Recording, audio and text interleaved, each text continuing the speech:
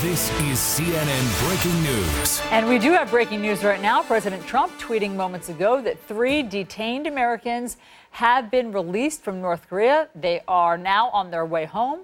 And President Trump says he will meet them when they arrive in the U.S. at about 2 a.m. Eastern Time. So let's discuss with CNN military and diplomatic analyst John Kirby and CNN's Will Ripley, who has traveled to North Korea 17 times. John Kirby, let's just start with your reaction to the president's news. Yeah, terrific. Absolutely significant news, and good for those families, good for those 3 Americans. This is what we would call at the State Department a CBM, a confidence-building measure, obviously baked into the plan to agree to have Trump sit down with Kim Jong-un. So you saw that Kim didn't react to the exercises. Kim hasn't done any launches, and now Kim has released these 3 Americans, all part of an orchestrated framework to get to the summit. So obviously good news, and certainly indicative of the fact that Kim Jong-un has taken this summit seriously, that the North Koreans really are serious about wanting to sit down. It does not, Allison, mean that the summit will be successful, or that we'll have peace in our time, or that North Korea will immediately denuclearize. It does mean they're serious about the summit, though.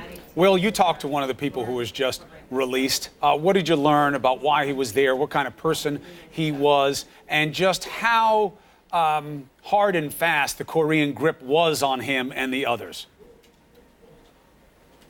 Yeah, I was in North Korea just after one of their nuclear tests in early 2016, and Kim Dong-chol was presented to us. It was a complete surprise. At that point, nobody knew that a U.S. citizen was even in custody, and he had already been in jail for several months at that time. He gave me a really detailed confession about espionage, saying that he was smuggling information out of North Korea to activist groups in South Korea. I didn't know at that time, and frankly, I still don't know whether that confession was made under duress. It was interesting. They made him speak in Korean when he was talking to me, even though he did speak some English.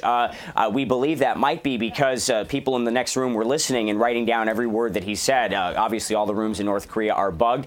Clearly, he's been serving hard labor. The other 2 who were detained in the spring of last year hadn't actually been formally charged yet, so they might have been held in the equivalent of the jail as opposed to the hard labor correctional facility. But obviously, none of these 3 men were in very good conditions, even though President Trump's saying their health is good. Clearly, their families and they are certainly going to be happy that they're coming home right now. And so the larger implication, John Kirby, does this mean to you that Donald Trump has won over Kim Jong-un on some level? No. No, it doesn't mean that at all to me. It means that that Kim is serious about sitting down with President Trump, and certainly this is what we're getting in return for giving them a big concession, which is having the President of the United States sit down with the North Korean dictator, which is unprecedented. So this is a transaction, and we need to look at it that way. It is obviously great news, and I don't mean to diminish that, but it is a transaction that gets us to the summit, and it doesn't guarantee anything beyond that. Hey, look, if we're going to talk about people who are being held, I'll shed some clouds on this. The Trump administration deserves kudos for this, just like with Otto Warmbier. I mean, they got people home that were not able, that was not able to be done by the Obama administration. 2 of these guys were taken under your watch with the Obama administration, John Kirby. But there are people being held in Iran. And now that they're angry about what's happening with the deal, doesn't this necessarily negatively impact the chance of getting them back? It does, actually, Chris. That's a great point to bring out. I mean, the Iran deal getting scrapped yesterday means that the Revolutionary Guard and those that are holding those 5 Americans in Iran are not going to be necessarily inclined to look for their release or to try to work for their release. And it's going to be much more difficult for this administration to negotiate their release, because we have violated now a commitment, an international commitment that we made. So I have to wonder that the families of those 5 Americans are looking at today's event. Obviously very, very bittersweet for them, because it means probably that it's going to be much harder for their loved ones to get to come home. Very quickly, Will, the president has tweeted that when this plane with these 3 American detainees lands at Andrews Air Force Base at 2 a.m., he will be there to greet them.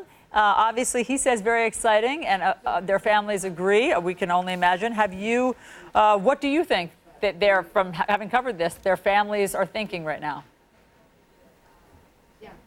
Well, obviously, the last few days have been excruciating for the families. Remember, it was less than a week ago that I spoke with an official who told me this release was imminent and that the North Koreans had actually decided 2 months ago they were going to do this. But at that time, the U.S. said, we're not going to conflate the denuclearization issue with the release of these Americans. This is a goodwill, good faith gesture ahead of the summit, but it's not going to get any nuclear concessions on the part of the United States. Apparently, those are the details they were working out. But it has been truly extraordinary to listen to the press reports coming out of Pompeo's visit in Pyongyang, going from threatening each other with nuclear annihilation to they had a lunch today where they were toasting each other, and Secretary Pompeo saying that the North Koreans have been great partners in arranging this summit. It's just a truly extraordinary turn of developments. And let's just remember, this is the end for us in terms of waiting for them to be brought home. It's just the beginning for them. They were under horrible conditions, emotionally, physically. This is going to be a tough road for them and their families, so we'll be sensitive to that. Okay, Will Ripley, John Kirby, thank you very much for the insight.